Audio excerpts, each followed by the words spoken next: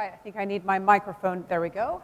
Thank you very much, Mark. I feel like we're back at Bloomberg TV, and I feel like I'm at Bloomberg TV here in my studio over here. So we are talking tech in this next section. Part of how India is setting the pace is, of course, by having the right idea for the right moment.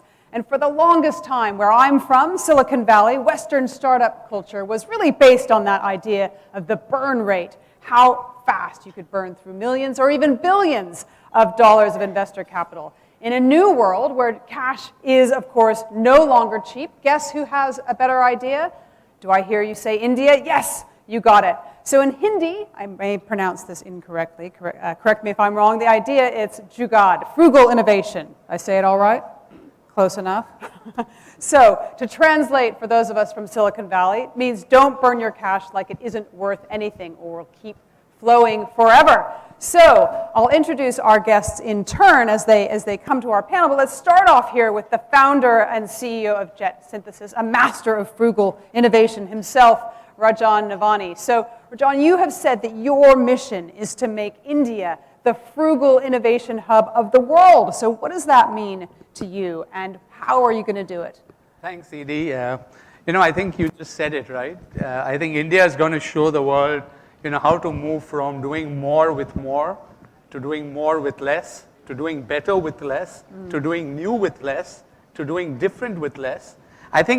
I truly believe that is probably going to be India's largest contribution to the world, especially over the next 25 years, as Prime Minister Modi likes to call it, the Amrit Kal, the time when India is going to establish its position in the world very differently from the way the rest of the world has done in the past. Because I don't think in the history of mankind has a democratically elected country of 1.4 billion people moved from being a developing country to a developed country. And I think it's going to require a lot of levers to drive the price performance curve and many other aspects, that will make this shift happen. So I'm a very firm believer that technology is going to play a big role in helping shape that. If you looked at it, as the minister was also talking earlier, the digital infrastructure stacks that we have, digitalization, the pandemic has accelerated AI, ML.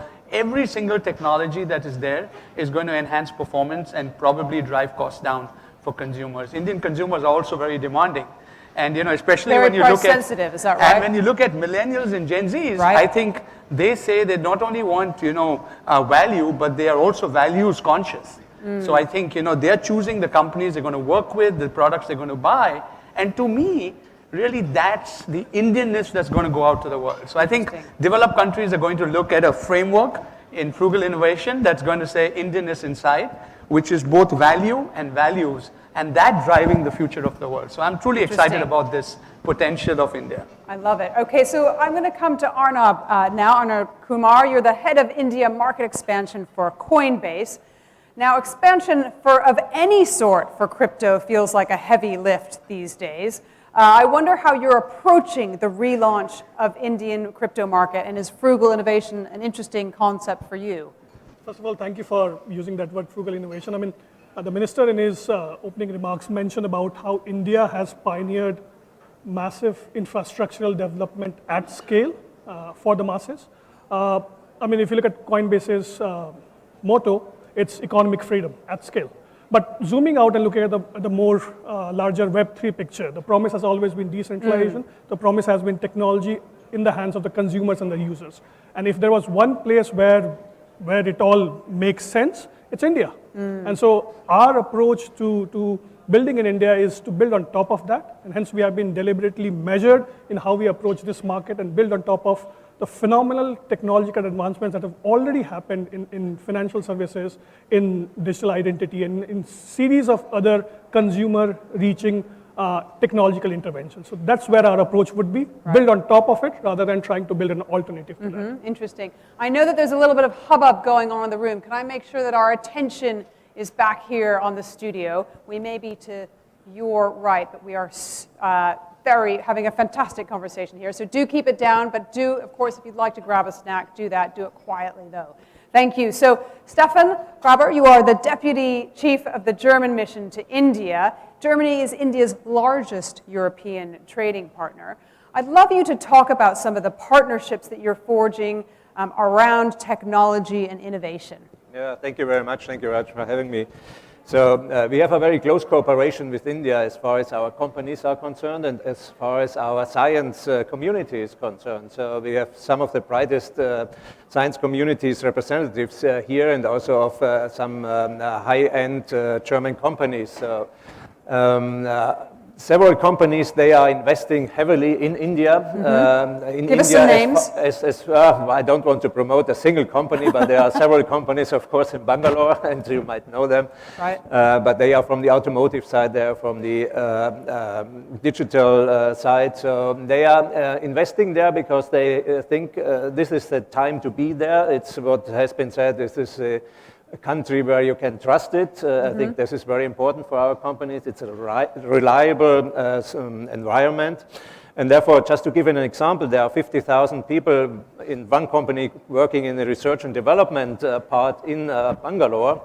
And they not only shifted the production line, but they also shifted the responsibility for their products. So this means we have a lot of trust in India.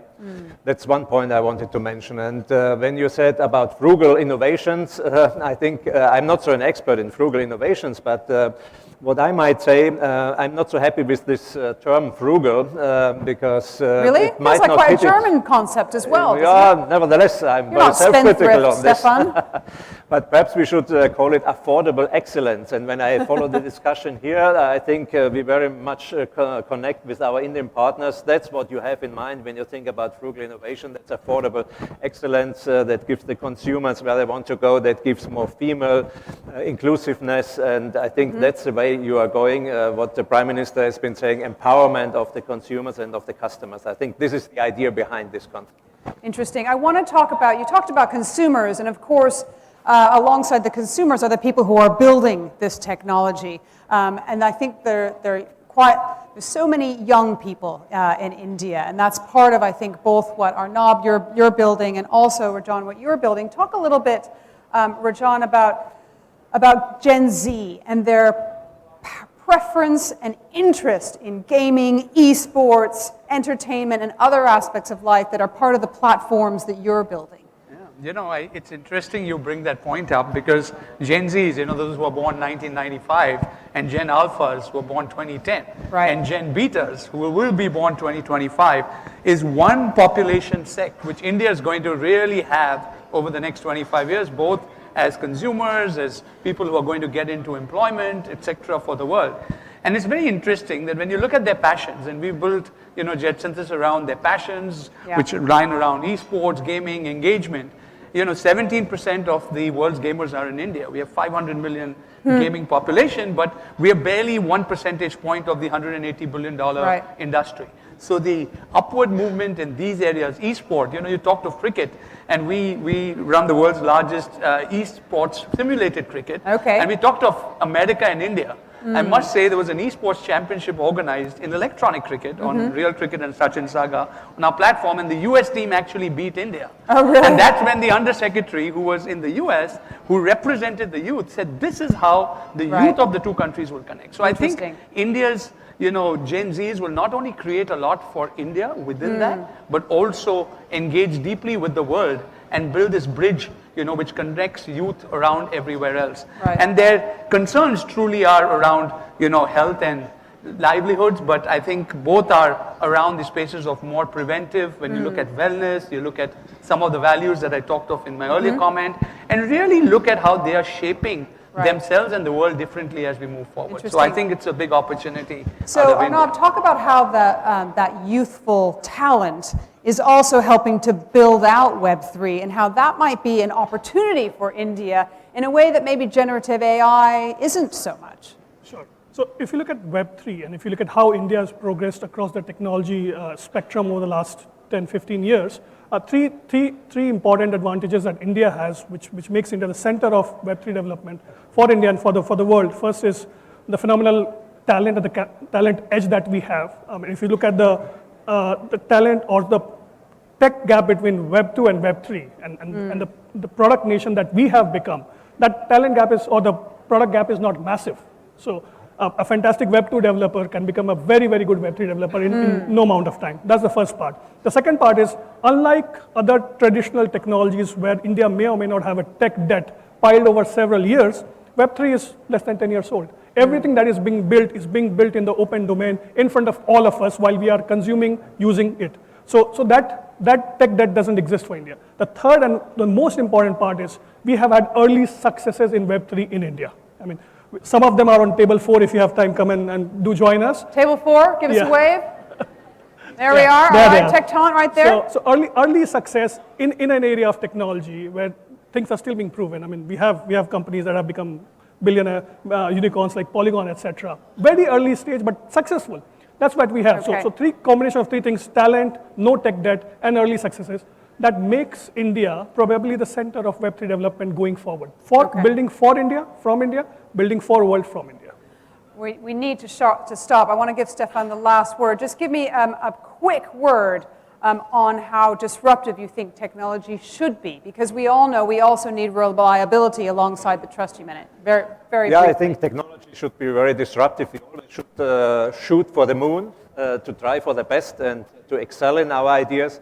But as we said before, we have to empower our people, so the human being is always at the center of it. So it's to the benefit of our people, and therefore we will have success. Okay, all right, that wraps our introduction to Talking Tech, Frugal Innovation, making your rupee go further.